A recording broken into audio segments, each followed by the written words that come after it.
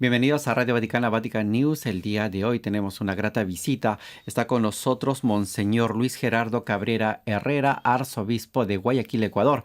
Con él conversamos acerca de su nombramiento. Recientemente el Papa Francisco, el domingo 6 de octubre, ha anunciado la creación de 21 nuevos cardenales y entre ellos, Monseñor, lo ha nombrado usted. Bienvenido aquí a Radio Vaticana.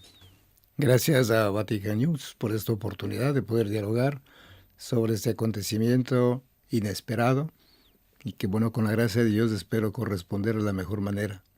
Monseñor, usted está participando aquí en el Sínodo, en la 16ª Asamblea General Ordinaria del Sínodo de los Obispos. ¿Cómo recibió esta noticia ese domingo cuando el Papa anunció la creación de 21 nuevos cardenales?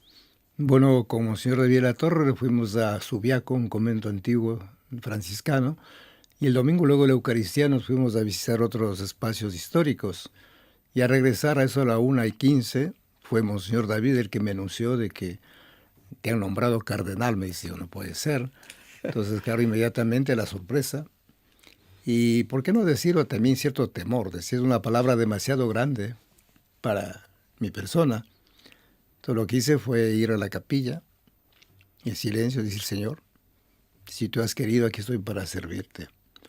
Entonces son esos sentimientos, como ve, de sorpresa, de temor, y luego también de paz, porque al fin entendí inmediatamente que no se trataba de un honor, ni mucho menos un reconocimiento a algún mérito mío, sino, yo digo, la bondad, la cercanía, la confianza de Papa Francisco. Así lo interpreté y trato de vivirlo también con mucha serenidad. Sí, Monseñor Luis, algunos días después el Papa Francisco les ha dirigido una carta, la carta que el Santo Padre ha enviado a los nuevos cardenales. En ello el Papa les habla de tres actitudes. Les dice de tener los ojos altos, las manos juntas y los pies desnudos, tomando esa frase del poeta argentino Francisco Bernardes que describía a San Juan de la Cruz.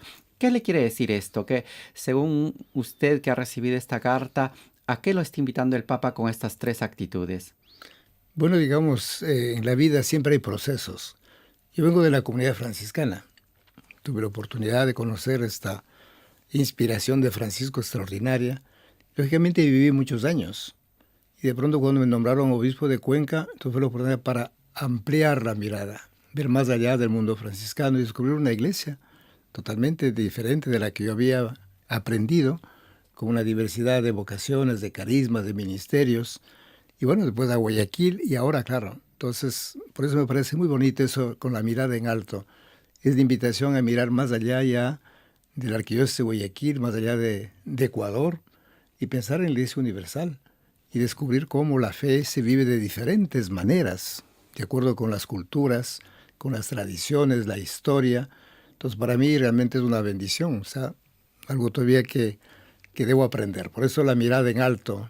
Y me gusta mucho, dice, hay que mirar más allá y ensanchar el corazón para comenzar a amar también esa diversidad de formas que existen en la iglesia y más allá de la iglesia. Claro Y que luego, sí. pues, desde el segundo, las manos juntas, la oración. De verdad, el Papa insiste mucho en eso, que nosotros primero oremos. Esto es nuestra principal tarea, orar para que el Señor le ilumine, le inspire en ese servicio que Él ofrece a toda la Iglesia universal. Y finalmente me parece muy gráfico también con los pies desnudos, porque es así como uno siente las asperezas del dolor, el sufrimiento de este pueblo que camina también, y entonces somos parte de eso. Inmediatamente cuando leí eso, me vino a la memoria lo del buen samaritano. Esas cuatro actitudes maravillosas, la cercanía, luego también la mirada, la compasión, sentir lo que es, ¿no? Y la acción, curar las heridas, ayudar a que el pueblo sufra menos, pero siendo parte de eso, no desde arriba, como suele decir el Papa también. Entonces, una carta preciosa que la valoro muchísimo y que entiendo que más allá de comentario alguno, pienso que es una carta programática. Será un programa de vida De vida. y que espero realizarlo de la mejor manera. Sí, Monseñor Luis Gerardo, el Papa lo llama ahora una misión universal saliendo de esta iglesia particular de Guayaquil. ¿Cómo toma esta llamada, esta nueva misión del Papa Francisco? Sí, es bien cierto, en la carta el Papa expresa que está llamado a la unidad de la iglesia, pero también el vínculo con todas las iglesias de Roma, con las iglesias del mundo, es bastante particular.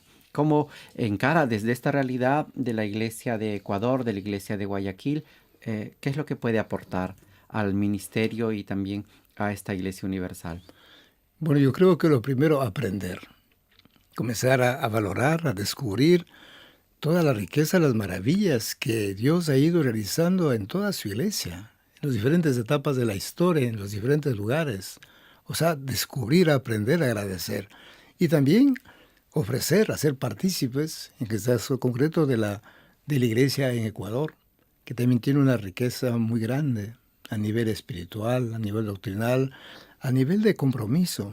Hay tantas experiencias maravillosas que es una gran oportunidad también para que Ecuador sea conocido por otras iglesias. Entonces esa unidad entre las iglesias y a la vez esa diversidad de expresiones me parece maravilloso porque se armonizan perfectamente. Aquí no se trata ni de fragmentar ni tampoco de uniformar. Me parece el gran ideal pues que nació no ahora sino ya y que Pablo lo captó inmediatamente, ¿no? Un solo espíritu, una sola fe, un solo bautismo y a la vez una diversidad de vocaciones, diversidad de carismas, diversidad de ministerios, encarnados en las culturas de todos los pueblos. Realmente yo creo que no hay otra imagen mejor hasta ahora, la del mosaico. Los mosaicos de aquí realmente me parecen formidables porque usted encuentra la diversidad de colores que bien armonizados aparece la figura. Y la única figura que tendrá que resplandecer es la de Jesús, es la de Cristo.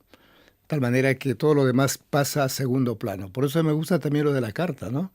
Somos servidores, la diaconía, y tiene que opacar todos esos títulos honoríficos que a veces ponemos en primer plano, olvidándonos que somos colaboradores de Jesús, siervos inútiles, como dice el Evangelio, y no más. Hemos hecho lo que teníamos que hacer, dice la lectura. Entonces, en ese sentido, tendremos también hoy se has tenido la presentación de la tercera parte del Instrumentum Laboris del Sínodo de los Obispos dedicado a los lugares. ¿Qué podría decirnos al respecto de esta presentación? ¿Cómo están yendo los procesos y sobre todo cómo ha sido el camino de la Iglesia en Ecuador en este camino sinodal? Bueno, primero los temas que el instrumento de trabajo nos ofrece están muy entrelazados. Hemos comenzado con los fundamentos de la misión. Eso es lo más importante, la misión. Luego fundamentos de una iglesia sinodal, que no es de ahora. Hay una larga historia, que la iglesia siempre ha sido sinodal, es parte de su naturaleza, los fundamentos. Y luego los 3 capítulos, el tema de las relaciones, y relaciones entre las diversas vocaciones, carismas, ministerios. Luego los procesos o itinerarios, igualmente entra la formación. Y sobre todo, yo digo, pues, el itinerario que nos invita a escuchar, a entender lo que el otro piensa, dice, desde su contexto, el escuchar. Entonces, aprender esos procesos de la escucha. Luego el discernimiento. Igualmente, donde reflexionamos, vamos comprendiendo mejor y el toma de decisiones. Entonces, fíjese, esos son lo que llamamos los procesos. Relaciones, procesos. Y ahora estamos en el tema de los lugares. Los lugares. Porque tiene que darse en algún sitio. Y me ha gustado mucho el documento porque nos invita a ir más allá de lo geográfico, inclusive de lo jurídico, lo legal, y poner en primer lugar a las personas, las comunidades. Es ahí donde vamos a escuchar mejor el Espíritu Santo y a comprometernos. Entonces, un lugar, repito, no tanto geográfico y jurídico, un lugar humano, donde la persona es lo más importante, donde los grupos tienen mucho que aportar. Lógicamente hemos visto también que hay grandes desafíos, sobre todo por la urbanización. ¿Cómo vivir eso en el mundo urbano? Que ya hace tiempo rompieron esos límites parroquiales, geográficos. ¿Cómo vivir también en un mundo de migrantes, de una movilidad humana? Tanto los que salen como los que llegan. Y también en la migración hemos visto dentro de la ciudad. Cada vez las personas, o son muchísimas las personas que no tienen una vivienda fija. Entonces un tiempo viven, por utilizar una comparación, viven al norte, otra vez al centro, otra vez al sur de la ciudad, o al Así es. este o al oeste.